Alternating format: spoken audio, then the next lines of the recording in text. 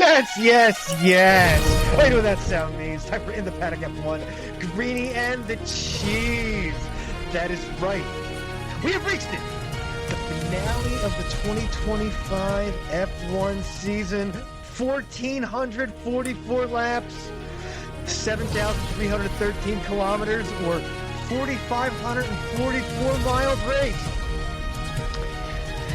We finally reached this for the 17th time. It's the Abu Dhabi Grand Prix. Abu Dhabi, home to 1.5 million people, the capital of the United Arab Emirates. And while you're there, you might want to check out a desert safari. Maybe you check out and maybe you'll see a sandworm out there. And of course, you gotta go check it. Sandworms out there. Don't worry. Maybe you want to go hang out at Buds and the Gang at Warner Brothers World, or of course, you gotta make a stop at Ferrari World. This ain't no travel show. This is F1 show and racing the Yas Marina Circuit. 3.28 miles, 16 corners, 2 DRS zones. You get the full beans for 65% of your lap, and we got a little finale there, boys and girls. Max was on pole. Lando was next door. Oscar right behind. Top three. 1, 2, 3. We got a little strategy. We got a little excitement. Got a little dicey there for a minute there early. But Max takes the win. Lando second. Oscar finishes out. Oscar was second. Lando finishes out the podium. And by doing so, Lando becomes the 35th driver to win the Formula One Drivers' Championship. Congratulations. By just 2 damn points. Doesn't matter if it's 220 or 100. We are caffeinated. We are medicated. Greeny, good day, sir. And yes, congratulations to Lando Norris. It's a great day for our fans over the pond in the UK as well, bringing that F1 title home for the first time since Lewis Hamilton. It's a great day for McLaren, their first World Drivers' Championship since the aforementioned Lewis Hamilton in 2008.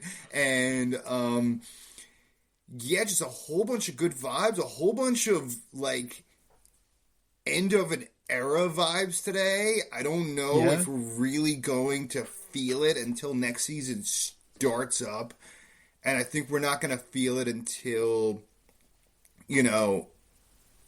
preseason weeks leading up. No more Renault as we talked about. No more Yuki Tsunoda. No more Sauber. And we'll get to the goodbyes later in the show. We'll get to all that, but it's a big change day. But let's get the number one thing is that Lando Norris brings it home. He's not crying. You're crying because bringing it home. And I don't know. The guy only led a couple of weeks of the season. Oscar Piastri led 15 of the 30 of the 24 legs of the season, and it really was not Lando's season for a long time.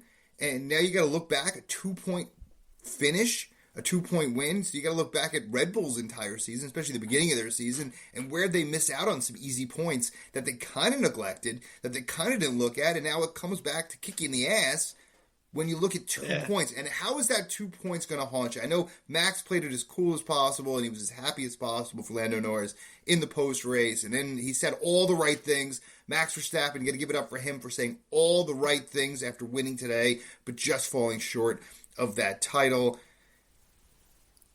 I actually don't think Max really cares.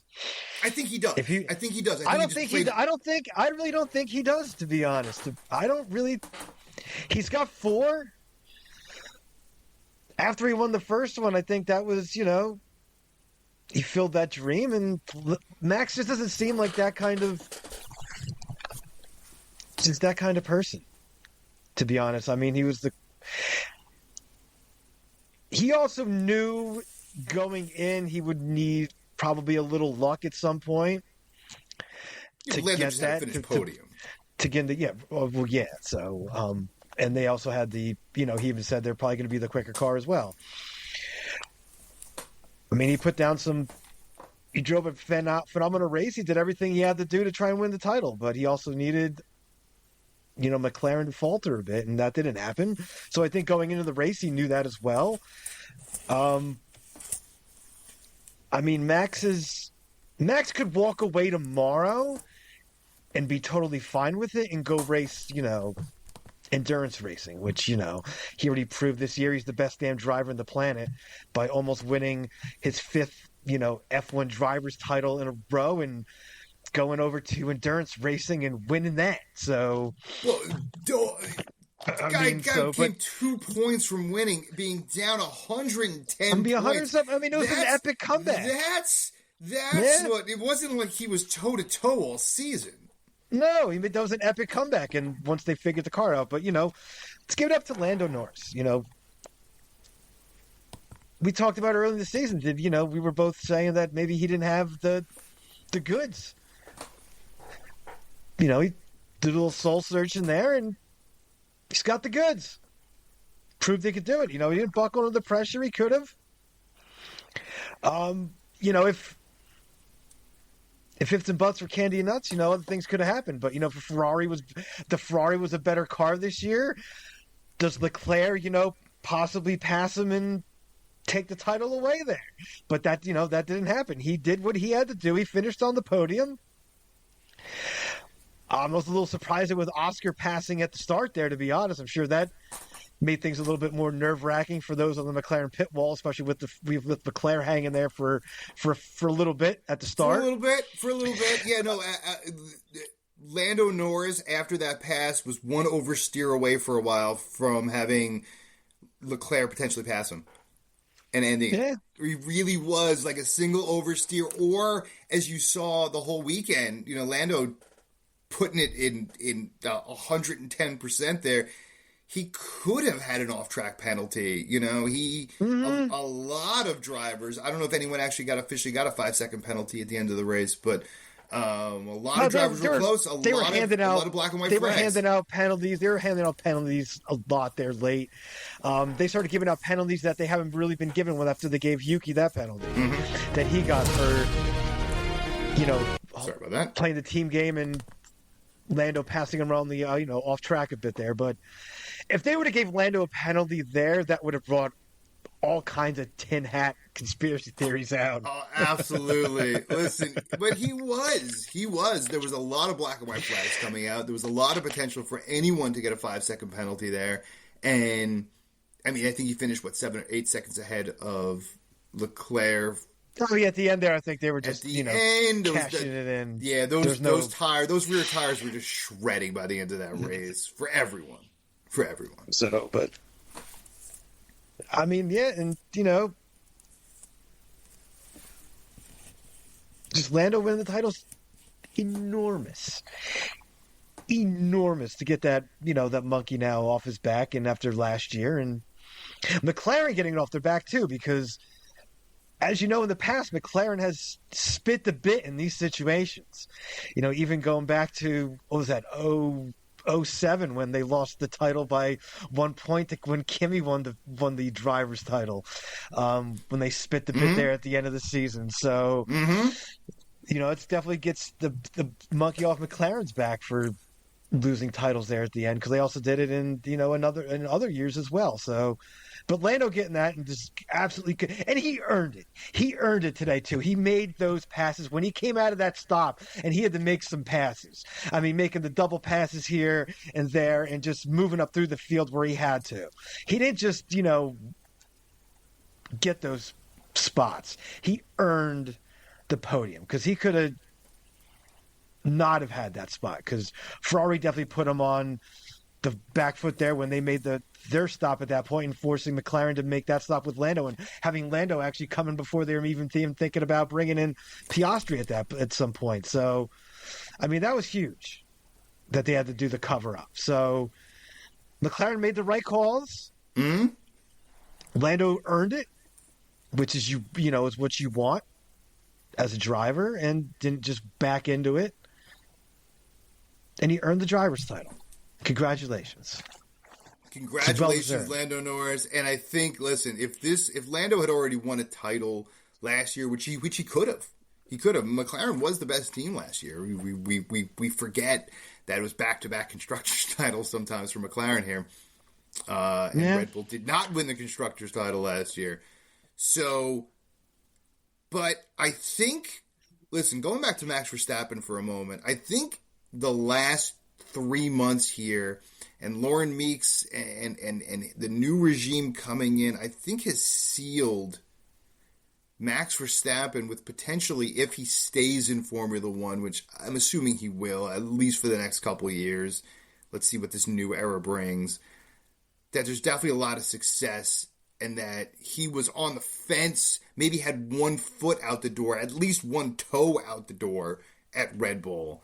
At minimum, Max Verstappen did. And it looks like over the last few months, he might be a Formula One Red Bull driver for his entire career from what happened. And I think the changeover saved Red Bull and is going to keep Max on the team. Absolutely. He definitely... Big time. Mecky's definitely saved that ship. Making that change, and Mecky's coming in because they were losing people left and right. A lot of big names were leaving the team in big spots. So with Horner there, they made the change, and he definitely steadied the ship. You definitely don't see the people running out of Red Bull at this point. Max definitely is now more of a leader in the whole organization, and he's showing that. So it's definitely huge. But it's McLaren and Lando's day. Let's be real. Absolutely. It's Lando Norris's day. It's McLaren's day. It's everyone in McLaren. Starts with Zach Brown and works your way all the way down. As hard work as they put in. Listen, going back to last year, they didn't win a constructors title since '98 until last year. McLaren as a team, they were persona non grata. They won like 1 race when Danny Ricciardo won in 2021 with McLaren. That was like the first time in like a decade they had even won a race at all. Yeah. And that was only 4 years ago. So they went from like not winning 1 race in a decade to winning back-to-back constructors and now the Drivers' Championship. Give it up to McLaren. That's a massive turnaround. Mm-hmm. It's massive. 100%. And especially given everything Red Bull and Mercedes and Ferrari. This is a massive uphill battle for McLaren. And they did it.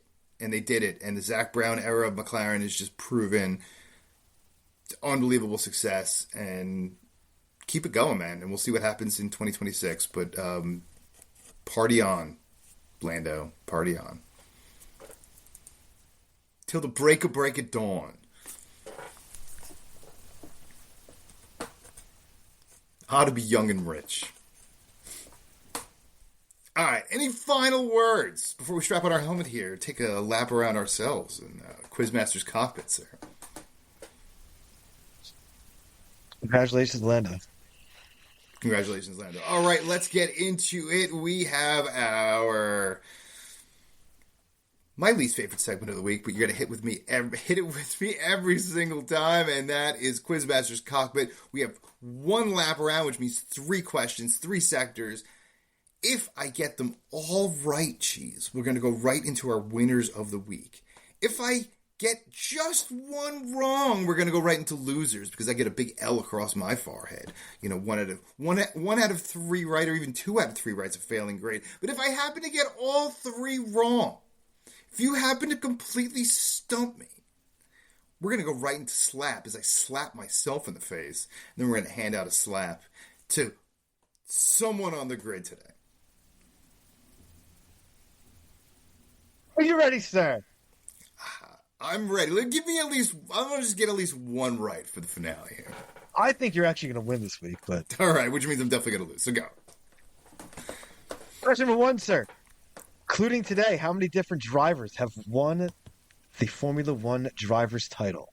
Oh. I said it earlier in the program. I was going to say how many different drivers have won at Abu Dhabi. I wouldn't have gotten that one off the top of my head. I think it's 35. Is that correct? That is correct. 35th different driver. What a ring of people to be in, Yeah. And if you win 2, then you just get into a really elite circle. Freaking question number 2, sir.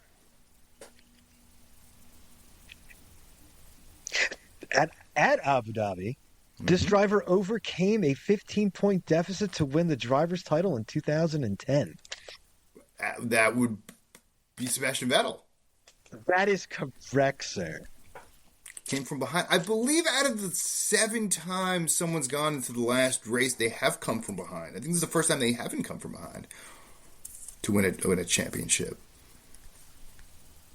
That might be right. If there is a situation where where it was within, I think, 15 points or whatever it was in going to the final race. Yeah. That's right. Yeah. Hopefully that's not the last question. Hopefully I didn't steal your thunder, sir. But go ahead. No, that is not the last question. We need some suspense music, though. Shit. How did I forget? The sweat. Question number 3, sir. Can you win the season? Season finale intensity. The season finale. Can you finish the season off with a W? With a hot lap of purple, purple, purple? That would be something. You need not blow up the board. We'll see. Question number 3. When was the first Formula One Grand Prix in Abu Dhabi? That was 2009. That is also correct, won by sir. Sebastian Vettel. That is 2009, correct. He went back to open up Abu Dhabi. Yeah. That is correct, sir. It took me many years of studying and working to get through every single one of your gauntlets every single week. I never know what to expect. This was a little. You went a little soft for the last. I went a little soft one for the here, finale. I went a little soft. A little soft.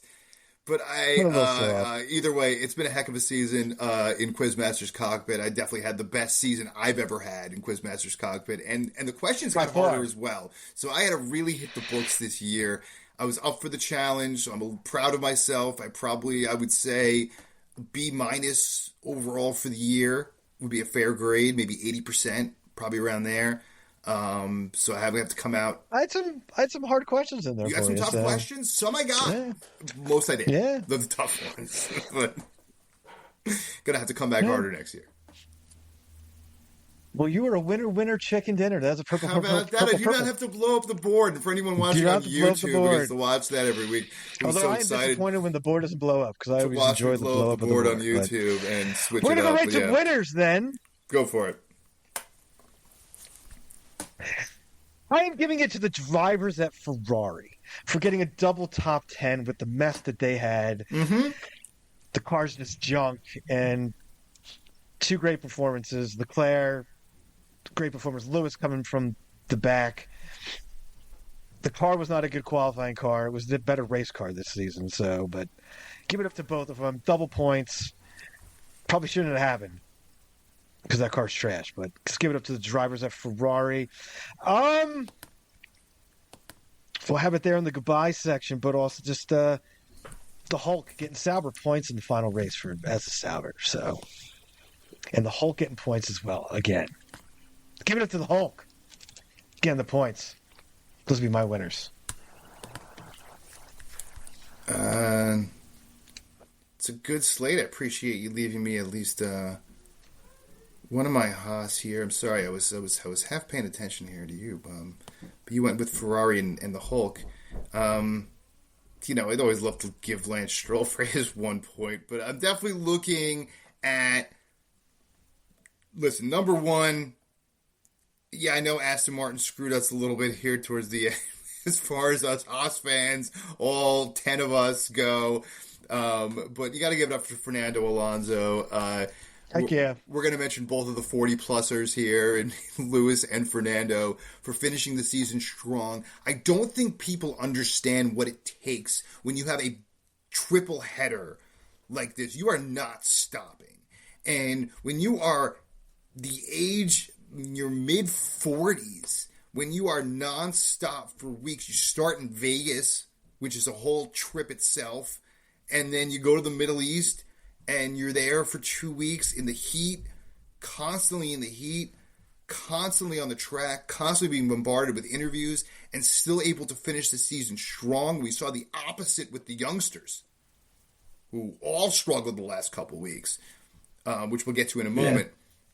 But you got to give it up to Fernando Alonso, and maybe I'll throw a little bit for the double points for Aston Martin as a whole. And Esteban Ocon held on, man. You know, he held on. He held off Lewis as well. I was like, Lewis is definitely going to finish sixth here. And potentially pass just not Ocon, but Alonso. But Ocon held him off. And if I think Lewis got past Ocon, he could have got past Fernando Alonso if he got back past Ocon early enough. But Ocon held him off. It's always amazing watching a Haas hold off a Ferrari at any time, especially over multiple laps. So, not the most pleasing thing for you. I know that. You know, you should be smoking a Haas if you're a Ferrari. But held him off, got the points. You know, Ollie was looking decent for a while. Looked like they were going to get a double podium, double points there weekend. Not double podium. I'm not smoking Brock yet. But those are my winners. I definitely had to give an honorable mention. Not just George Russell today. I know he finished fifth, but really for the whole season, George Russell's whole season, Mercedes definitely was not 100% on their game as far as the mechanical side of things. And he had a heck of a year, and I think expect a lot from George Russell next year. I expect a lot from George Russell. Those are my winners, which takes us into losers.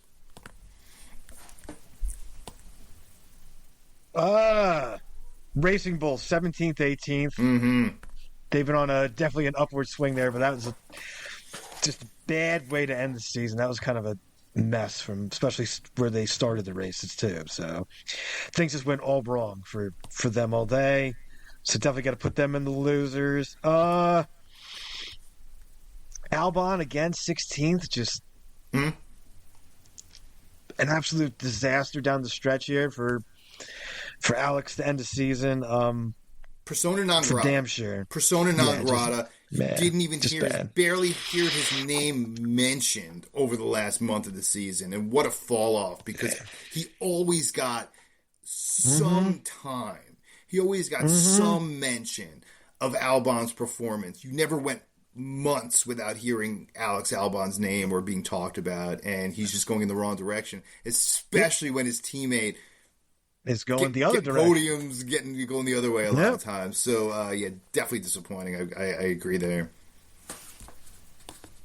Those will be my losers. All right. Listen, number one, I don't care what anyone says. What Yuki Tsunoda did not make Zach Brown happy. I'll tell you that much.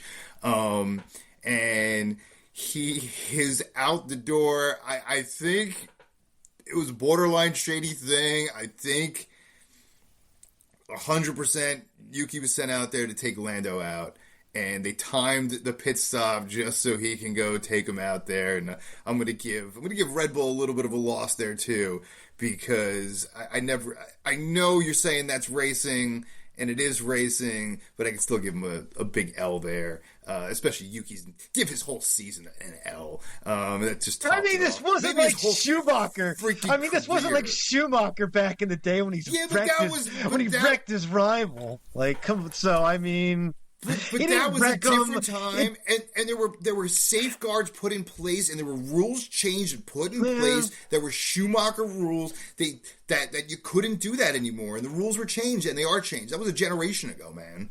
Mm-hmm. Come on, old man. That was a long time ago. I know this. That's it's team game. In baseball, you used to throw 90-mile-an-hour fastballs at your face just to shut you up. You know? Still do. You just get thrown out now. But you get tossed out of the game.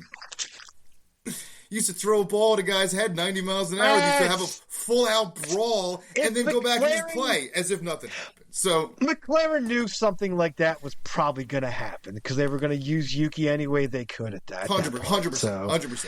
They knew. They knew it was coming. I don't think he deserved the penalty, but that's fine if you want to throw him there. I understand. It doesn't matter. Yuki's career's over, and but that was a career career loss there. Loss gone for him. And listen, I know it was tough down the stretch, but for all these teams, and it showed big time, Kimi Antonelli as well, especially with how that car was driving. Kimi really had a rough back end of the season. I know he had a couple of peaks in the back end of the season, but Kimi just had a terrible fall overall, and probably learned a lot. Absolutely learned a lot. I think he's going to come back really strong. I think Mercedes as a whole is going to come back really strong next year and be much more competitive. But Kimi Antonelli just another rough weekend for him, and the car he's definitely not outperforming the car. He's underperforming in that vehicle.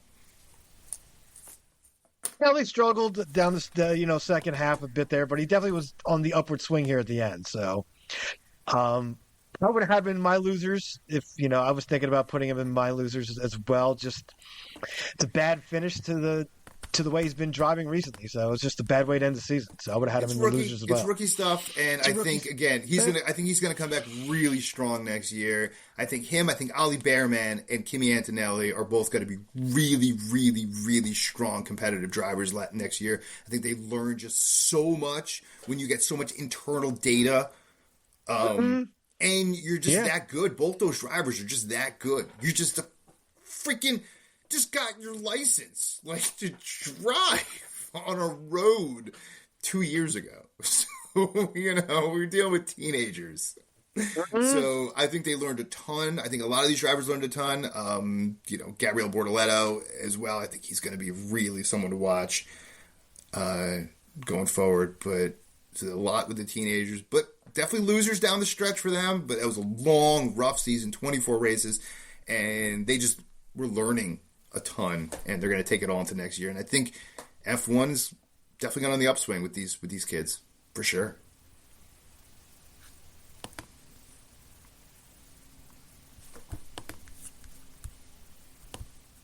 All right. Oh, I apologize because we do have one more thing to talk about. I need to slap my goddamn for that. And that is the slap of the week. Maybe the slap of the year. You want to get into it, sir? It's got to be Alpine, man. Just disaster. Just a disastrous season. I still don't even have a named team principal at this point for next season, so just have the temporary in there with Flavio. So car was good, just bad. I mean, they even were thrown in the towel. Even the drivers were getting penalties and things at the end of the season here, especially today. So, one driver, the only driver in for any team that didn't actually make it to Q3 with Colapinto for the season. Just an absolutely horrid year. The car didn't really progress much. They were pretty much at the back for most of it. Just an awful, awful season. Awful. Yeah, Franco Colapinto, the only driver to not have any points, and he replaced Jack Doohan, who also had 0 points. Only driver. Second to last driver in points overall, which is pretty amazing, is Gabriel Bortoleto, who finished second to last. Pierre Gasly finished ahead of him. Had 19 points. So I would say pretty impressive. 19 points there for second to last, and very unimpressive is 0. So when your next rival has 19 and you have 0, that's a rough season for you, especially you raced every race. 24 races and 3 sprints, or 6. What do we have? 6 sprints this year? I mean, he didn't race every year because he took over Doohan's seat. So that's right. The first few years. But I don't think that really would have made that much of a difference. It wouldn't have made any difference. The car was just garbage. So, I mean, for Gasly to score that many points as he did was pretty damn impressive for what he did in that car, for it being as we say here in the States, a shitbox, to be honest. So. Yeah, absolutely. Alpine finished with a total of 22 points. 100% of those were Pierre Gasly. Sauber finished 9th with 70. Oh, and congratulations for Haas for the meltdown down the stretch as they were poised to potentially finish 6th, and they finished the season in 8th. So slap yourself as well, Haas, there for down the stretch collapse. Because I was licking my chops. 13 points out of 6th. That is a lot of points. That is a lot of points. Money. Down a lot of money compared to your competitor too to finish. So it's a lot of money. That is just an awful damn season for Alpine. So get out there, we're in the desert, get a little sand, and slap your damn self for that season. Yeah, absolutely. Well, yes. Damn good sound of the week. We head to that fantasy island. To the top. One more time. One more time. We take that fantasy ride to that fantasy island of Green Tub. But the beer flows like wine, the wine flows like beer, and that cannabis, oh yes, my friends, that cannabis grows as flavors the eyes can see. Look at it out there. Green and luscious. Take a little whiff. Oh, doggies. That air smells fantastic. Take a little walk to the top of the hill, casino's at the top. Take us in hand. Not a good weekend for us. Are we cashing in or are we checking out? For us. Not a good season. We started off weak. We had a nice, strong middle where we made up a lot of Greeny Bucks. We were down about 40% of our stack. By the way, we started with 5,500 Greeny Bucks apiece. 5,000 to be able to spend throughout the season, and another 500 for our preseason bets. We tabulated all that up. Max Verstappen plus 300 to win it all. That didn't pan out for either of us. You had Lewis Hamilton winning it all. You can check out all of that in our special episode, which we put out this past Thursday, the special Greeny Bucks episode. We also talked about, Red Bull and Yuki Tsunoda and Isaac Hadjar and all that good stuff. So check out that episode if you missed it on Thursday. But yeah, we went over all of our preseason bets. The one thing you had going for your cheese was a possibility that Ferrari could have taken the fastest pit stop of the season, which would have been plus 750. But you didn't hit that. So how do you think you finished this? You do not know who won right now, by the way. No. You don't know. So I'm going to reveal that in a moment because we had a lot of pluses and minuses and readjusting here. But what are your final thoughts on the Greeny Bucks season before I reveal the final numbers? It's just not a good year. Not a good year for an overall. We usually end up doing a lot better than this, but did not happen this year. Yeah, first season the boards were kind of rubbish for a lot of the season too. I'll say that as much too. There was a lot of rough boards, so these things happen. First season that the winner is going to finish at an overall loss. All right, let's go through the bets of this past week as I was up 200 Greeny Bucks. You dropped the dime this week and dropped 400 Greeny Bucks, 100 Greeny Bucks. I did. I went a little wild. You went a little wild. Let's see if that wildness pays off. I had Max Verstappen, Lando Norris, Piastri plus 300 in the trifecta. That didn't pan out. Sainz top 10, Yuki top 10. I don't know what I was thinking about that. Lando Norris for the win plus 300. All losers. You had also Verstappen, Norris, Piastri plus 300 straight. You had Sainz top 10. You had Isaac Hadjar top 6 plus 450, which wasn't the worst bet, but all those were losers at 100 apiece. But then you had, I'm adding up the final numbers here, as you did win one bet, but it was an overall loss, plus 175 on Verstappen, Norris, Piastri, which netted you back 275, so a 125 Greeny Buck loss on the day. All right, so you lost 125. I'm sorry, I'm still doing the math here. I started with 4,474 Greeny Bucks. I just lost straight up 200 Greeny Bucks, which put me at 4,274. So basically what I won with the McLaren plus 100 to win the Constructors, I just lost that right back, putting me right back to 42.74. But you, sir, could not put a winner up today. You went minus 125. You needed plus anything, basically. You needed plus anything. Yeah. So unfortunately, Cheese, we are basically both losers this year because we both finished about 15% loss. So if we were gambling real money, we would have taken a good 15% loss. We kept about 85% of our stack. So not good for either of us. But I am the winner. Me and Lando are going to pop some bottles of Dom Perignon tonight. Because we are both winners this season. I kind of backed into it, but I will take the win as we are now tied, Cheese, at 2 seasons apiece, which means the 2026 season will be massive here in the Paddock F1 with Greeny and the Cheese. We're gonna may have to sit down and rethink our entire betting system, as we might have to really go at it head to head, blood on the floor for the 2026 season here. Yeah, pretty savage.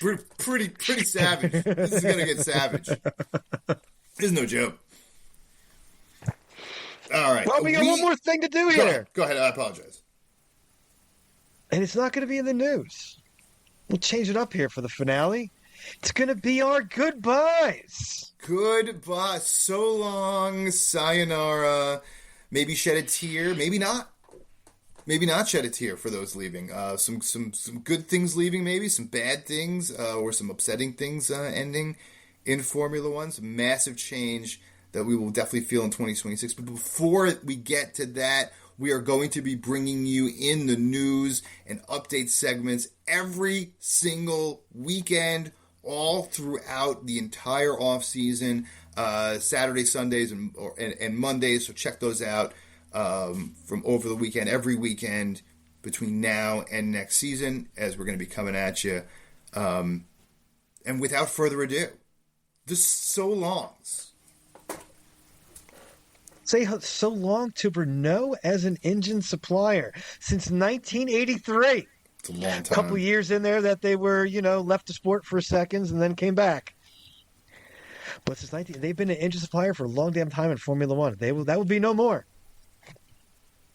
So long and goodbye to Renault. Mr. Sauber was there this weekend, which was nice to see. Hasn't really been there in a while. But Sauber is now leaving the sport. As we all know, they will become Audi. Mm-hmm. And since 1993, 32 years, 617 Grand Prix weekends, there was a Sauber on the F1 grid. Not no more. So goodbye to Sauber. Goodbye to Yuki, as he will now take over a driver's reserve role at Red Bull and Racing Bulls. But so long to Yuki, no longer going to be officially on the F1 grid. Yeah, I don't think we'll ever see Yuki on the grid again. I don't really think so either myself, but you never know. Crazier things have happened. He's living the dream. He gets paid to be a reserve practice test driver. You live in the dream. Come on, you're probably definitely top 5 drivers in Japanese history. I mean, you live in the dream. So long and goodbye to the ground effects era. No more for this era of the car. Wasn't the longest era, but it is now. So long and farewell. I'm sure, I know a team like Mercedes is pretty happy about that because they struggled with this era a little bit. So did Ferrari very much. So I'm sure they are very happy to see it. In the last couple eras. Well, they struggled for a long damn time. A few eras here. Yep, and they got to get into their winning era. That's the era they need to get into. Yeah, they need that. They need to take a. Don't even get me started there. And finally, goodbye to the DRS. It's interesting. That's an interesting one. I don't know how you feel about that. I guess we'll see.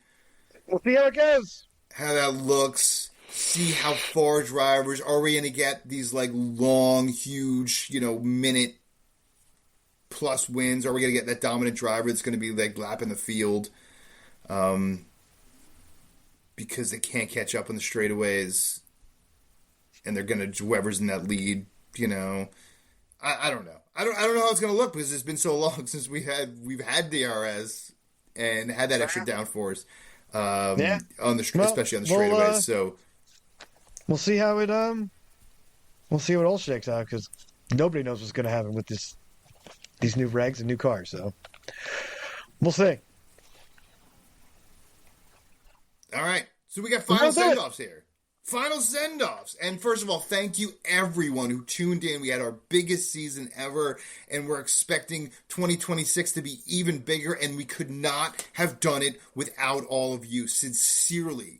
Absolute sincerely. We are amazed every time. We are thankful every day to have everyone who listens, and thank you all for tuning in, leaving comments, giving us feedback. We truly love you all, and we wouldn't exist without you. So, for one last time for the 2025 post-race season, say what you got to say, brother. Thanks for listening throughout the year. As my friend here just said, hit that subscribe and like button. If you've made it this far and haven't done it yet, please do so. Helps us out more than you think. We got some ideas coming up for the new season, so see how it all goes. But we'll see you throughout the winter. And as always, stay medicated, my friends. Peace. In the paddock with Greeny and the Cheese. Coming live from the US of A. Podcast groove. The boys bring you the F1 news. Everything you need, so you know just what to do. And it's all alright, 'cause they do it right. In the paddock with Greeny and the Cheese. In the paddock with Greeny and the Cheese. In the paddock with Greeny and the Cheese. Ferrari's gonna drive you crazy. Mad Max, he's so amazing. McLaren, Merc, and more. In the paddock with Greeny and the Cheese. And they know their way around the track. When you need the facts, you can trust them. They won't steer you wrong. Always right on time. They know their way around a microphone. And it's all right, 'cause they do it right. In the paddock with Greeny and the Cheese.